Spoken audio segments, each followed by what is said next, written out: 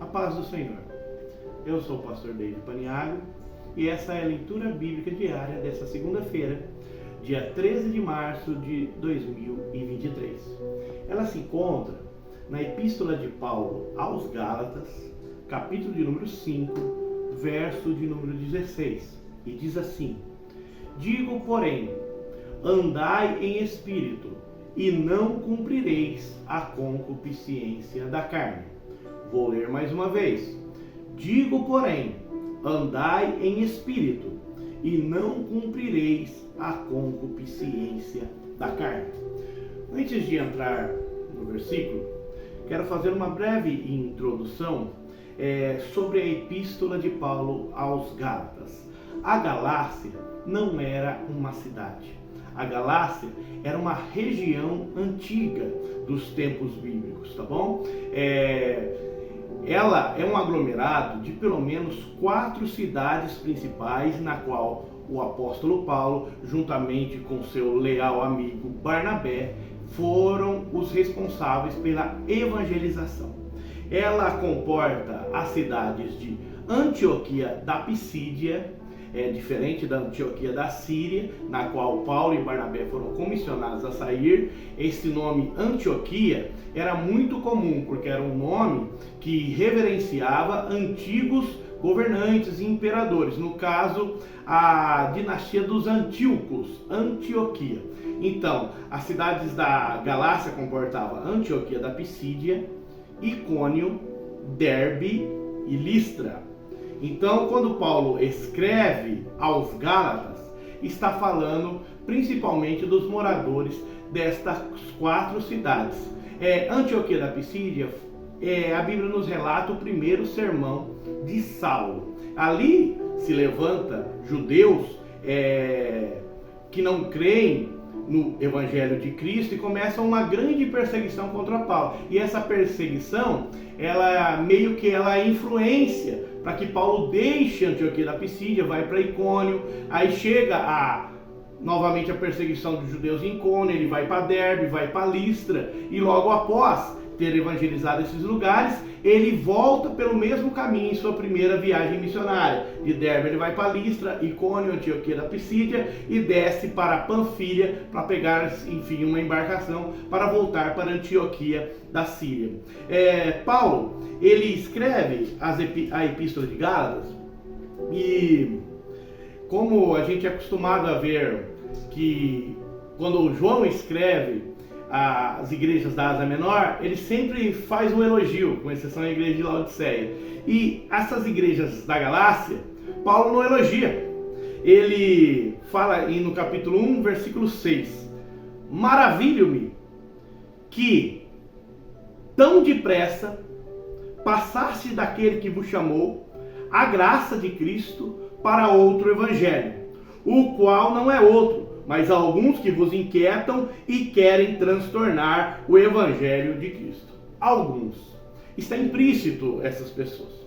Mas essas pessoas eram provavelmente judeus convertidos que estavam ainda com um grande conflito no coração em relação à lei de Moisés.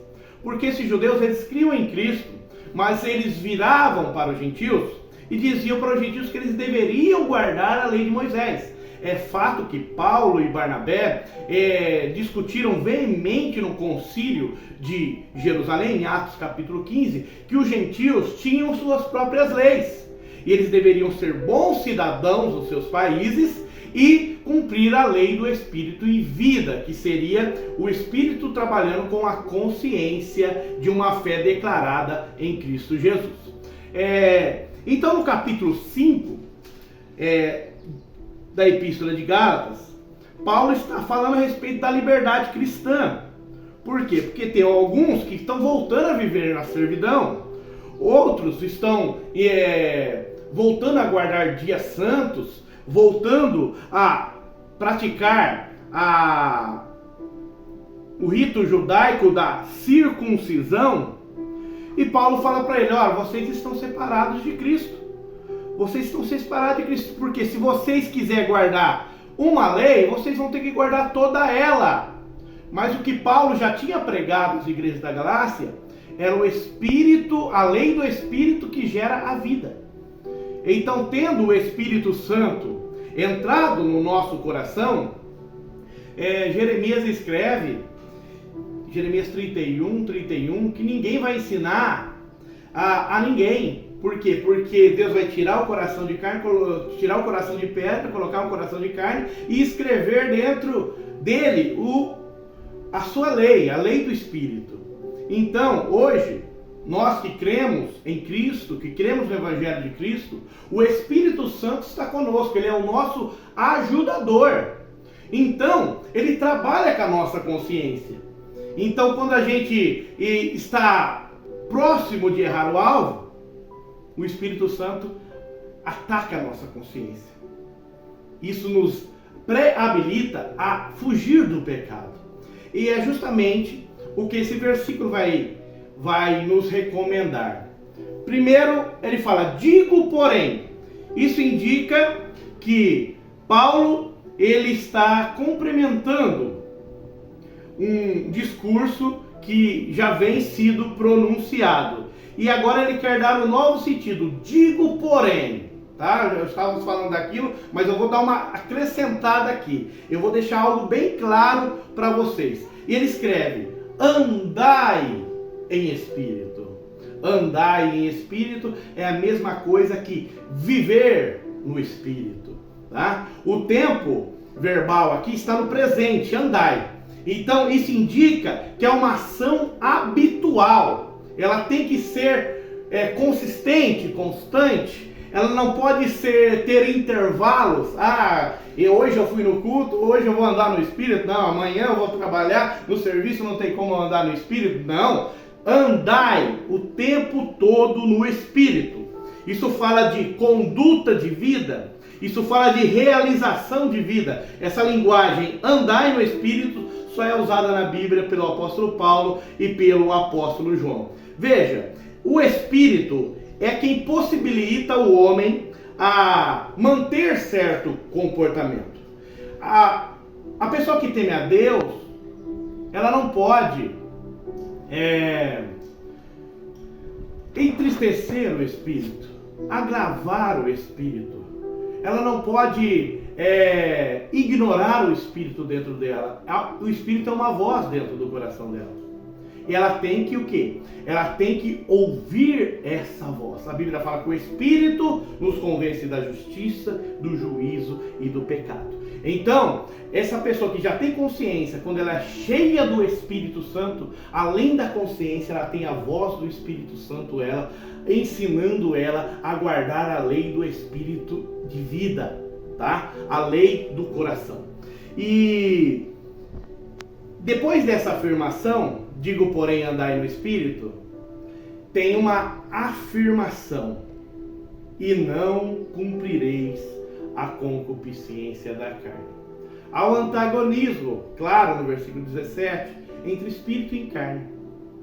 Ou você ouve o Espírito, ou você ouve a carne. Se você ouve a carne, você vive conforme o pecado, conforme o jugo do pecado, o jugo da servidão. Mas se você ouve a voz do Espírito, você ouve a voz da liberdade que gera a vida. Então, tendo um antagonismo, a recomendação de Paulo é: viva no Espírito, ande no Espírito.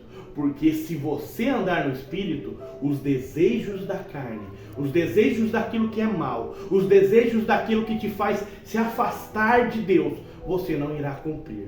Veja que é praticamente, além dessa afirmação, existe uma promessa. O Espírito tem poder de aniquilar toda a influência que a carne tem sobre nós. Aleluia. Quero aqui encerrar esse vídeo. Agradecer você por ter me acompanhado até aqui.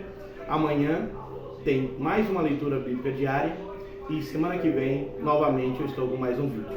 Então nesse momento eu vou inclinar minha cabeça e vou orar por você que teve a paciência de terminar esse vídeo. Amém?